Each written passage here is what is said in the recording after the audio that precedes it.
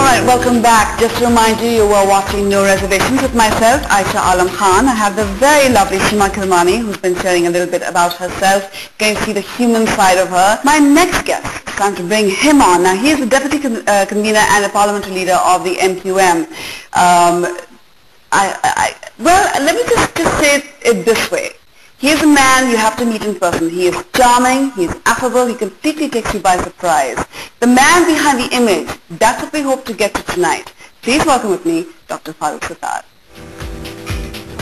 Good evening. Good evening, how are you? Pleasure to have you on the show. While I was walking into No Reservation, yes, for a while I felt as if I was walking into the gallows. No. No Reservation, I think it also includes no strings attached, no holds barred. So yes. Let's begin with that. All right, rumored to have a fantastic tie collection. Is that true? Oh my goodness, I would not know that this must be some kind of a certificate from the No Reservation. And I don't mind accepting it. So my dirt machine said that Farooq Saab has got the most exquisite ties. He always comes up with the best colors and it's just incredible. Alright, now time for some serious business. You were one of Karachi's youngest mayors, 27 and a half. Yeah. That's a huge responsibility to take on at that young an age. I just had graduated and become a doctor in medicine and surgery. Okay. As far back as in 1986. Okay. And I was in charge of the medical aid committee of Mohajir Qawmi movement then. Okay. When I graduated, I just... How did you come into the party? As soon as I got an admission in Sindh Medical College. Okay. I just was going very sensitive with the gross injustices and the discrimination that were being meted out to perceptibly at that time to the student community in the urban areas. There were quota systems, there were restrictions, there were problems with... So you were young, you were hot-blooded, you're like, no, this can't happen. I think some kind of rebellion against the system that existed then. This local body's elections were announced. So my Central Coordination Committee, I think at that time, had a very fondness. My habit of noting down things, writing down things, and then keeping a follow-up of that, my regularity. I think that was liked by Altaf Bhai and then the committee nomination. And do you still have that habit? I have that, yeah. And I though was trying alongside that to do my post-graduation in plastic surgery. I got associated with Surgeon Faisal. Okay. But then when I was nominated for this very big, huge responsibility, so instead of doing that plastic surgery thing, because both being the full-time job, I just found myself doing gross surgeries and amputations of society and politics, and the plastic surgery was left far behind. Now you've gone and when I walked out of the office at the age of 31 and a half, instead of feeling to be 31 and a half, I felt I was like over 40. You, as in the party, has undergone an incredible image change. When they first came in, people associated your party, people were terrified of you. Terrified. Your name could bring spines, everyone's spines could be chilled as a result. But you've gone through this image change where it's now looked at as a more responsible party. They've actually done stuff for the city. And you see people who used to be anti-MQM now going, but they have done a lot of work for Karachi and it has changed.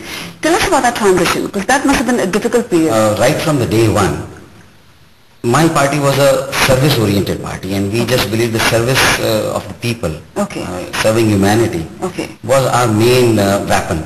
Even from, but somehow the other, since we were a small regional and a kind of an ethnic party, there was a lot of because I think the powers that be, it all depends on the existing system and the protectors of the existing ad hocism, the medieval age feudal tribal system, the over-centralization of powers, authority and resources, in 2% ruling elite, the politics of inheritance, 1500 families, politics of dynasties.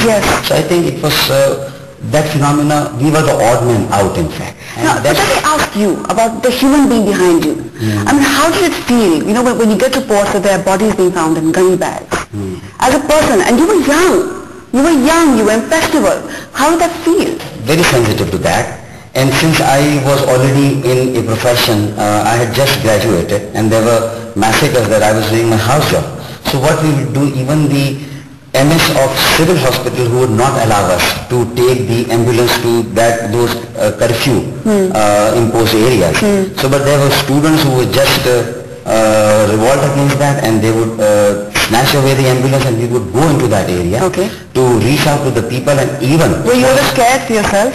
Sometimes your conviction is so strong that you overcome that fear. And then you become desensitized. You think you sometimes, in a sense, you become desensitized because there's so much of it happening that the true reality of the human sacrifice is perhaps not hitting you as much. You happen to know a person, then you are more sensitive. But if you don't know, even when you regret and you remorse, there is always a feeling of that one precious life has been lost, whether it is in a hospital, in a operation or on the street, table, or on a street. For being a good politician or a good doctor or a good professional, one has to be a good human being first. He cannot lose sight of being a human.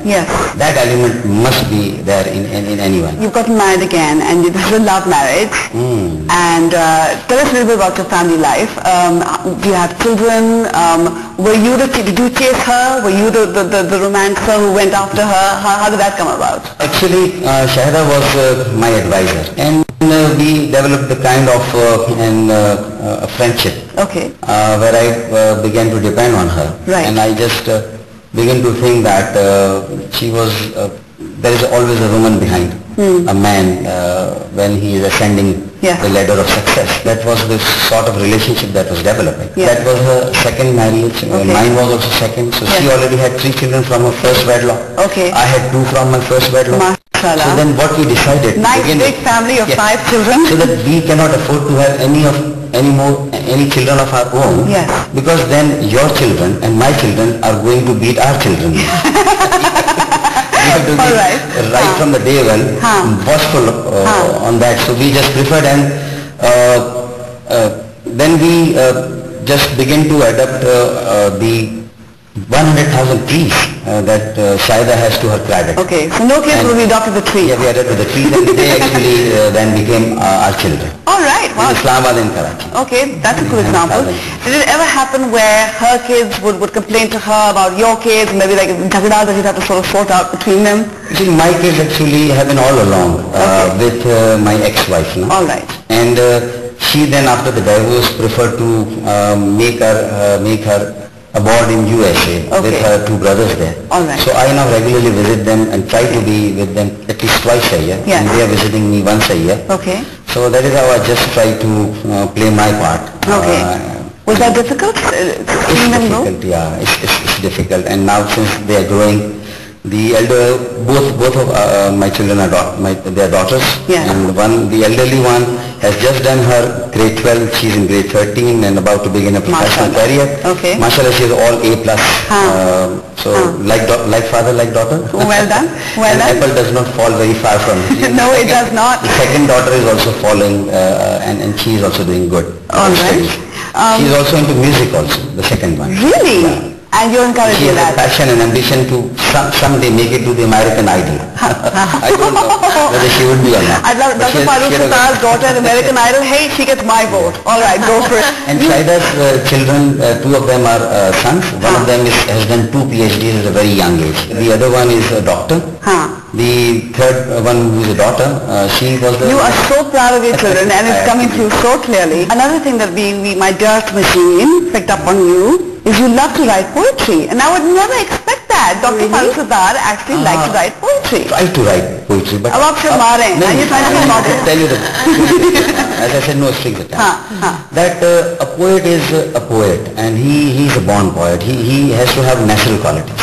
And I thought, after my very hard effort into poetry, I was not able to write very good poetry. So I quit writing poetry. I'm very... I had tried to write a book which I have to compile on the roller coaster ride of the political checkered murky history of Pakistan. So I put a few pieces in place. But I just could not get the time once I was out of the jail, and I was in incarceration for 5 years on 2 different occasions. 3 years. Again, a difficult time for you. Very difficult time, and that's where actually I did my real post-graduation into the politics. I was in the Sindh Medical College for 5 years, and then 5 years in jail. So it was another learning, another period of learning. Another thing one thing I can tell you about Dr. Saab, which I just discovered, that he has this incredible memory. Has your machine told you that? No.